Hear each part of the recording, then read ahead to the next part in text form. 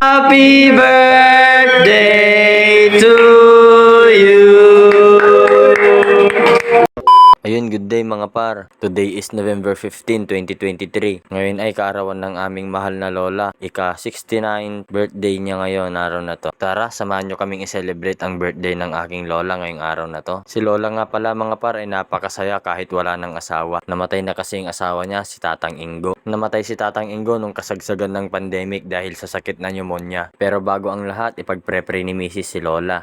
Our most gracious and heavenly Father, Lord God, sa oras na ito, Panginoon, kami po ay nagpapasalamat sa iyo, Lord God, dahil ipinagkaloob niyo po ang araw na ito, mas especially kay Nanay Asun, Lord Jesus. Lord God, nagpapasalamat po kami, Panginoon, sa kanyang buhay, Lord God. Patunay, Panginoon, na pinagkakalooban niyo po siya ng inyong blessings, Lord Jesus. And Lord God, nagpapasalamat po kami, Panginoon, sa lahat po, Lord God, ng pagpapala na ipinagkaloob niyo po sa kanyang buhay, Lord God.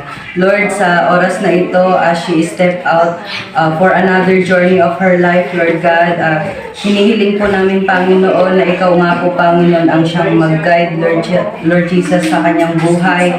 Protectionan niyo po siya, Panginoon. Protektahan niyo po siya, Panginoon. I-cover niyo po siya, Panginoon, ng iyong dugo, Lord Jesus, sa kanyang buhay, Lord Jesus. Lord, sa oras na ito, kami din po ay nagpapasalamat, Panginoon, sa mga pagpapala, Lord God, na nasa aming harapan, Panginoon. It is a sign of thanksgiving, Lord Jesus, sa buhay po, Panginoon, ni Nanay, Lord God. Lord, hinihiling po namin, Panginoon, na may you bless this food as we partake it, Lord Jesus. And Lord God, ikaw nga po, Panginoon, ang siyang maging sentro, Panginoon, ng selebrasyong ito, Lord Jesus. And Lord God, may we declare, Lord God, the blessing upon her life, Lord Jesus.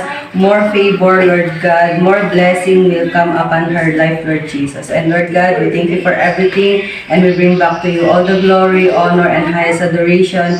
In Jesus' name we pray. Amen.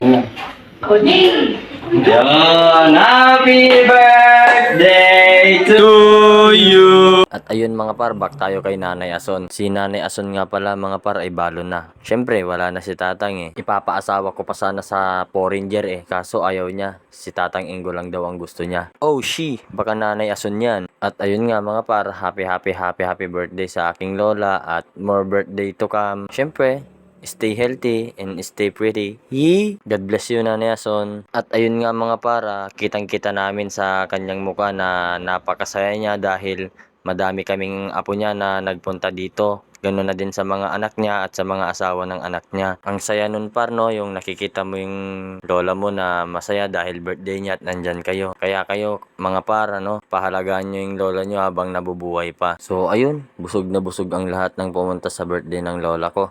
At maraming salamat sa inyo mga par sa tunay na suporta at panonood ng aking video. God bless you mga par.